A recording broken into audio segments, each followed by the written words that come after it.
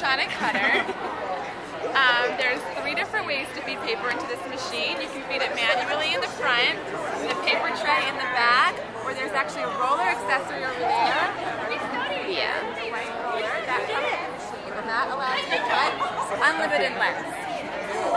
The eCraft doesn't use a cutting mat, so that really doesn't limit you to the 12 by 12 or 12 by 24 cutting mats that exist right now. It lets you cut 12 inches wide by any length. So I'm going to show you how to feed the paper in manually. You can use these rollers as guides on the side, but if you're cutting a smaller piece of paper, you can actually put it anywhere. You don't need to use this. This just helps you with the 12 by 12. I'm going to feed the paper in with this arrow over here. These arrows move the paper, and these arrows move the blade.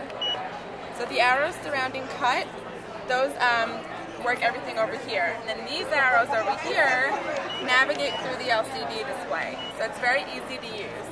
Once you find a spot on the paper, right here is good, you can pick an image. This SD card, which is Fundamentals 1, comes with the machine. It's got 9 different categories and about 200 images on it.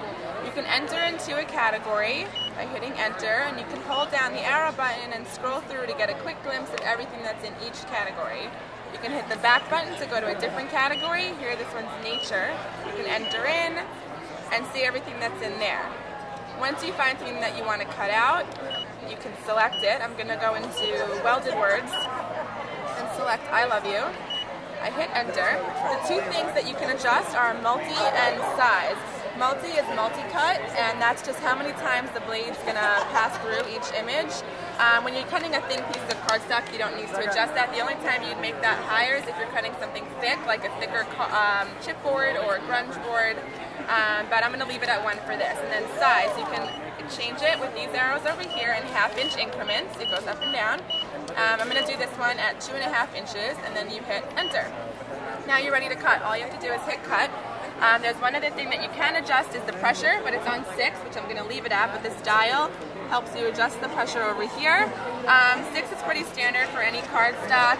You can use 8 for a thicker chipboard or grunge board, and then if you want to kiss cut, like if you kiss cut vinyl and you only cut the top layer leaving the backing intact, you would change it to a low pressure setting like 2.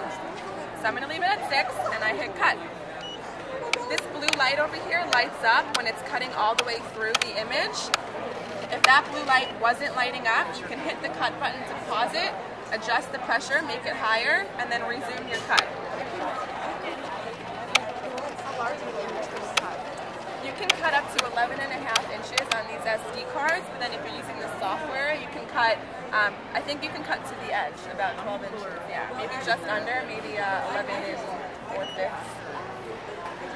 But you can cut unlimited length, so that's the maximum width. And then your image just pops out like that.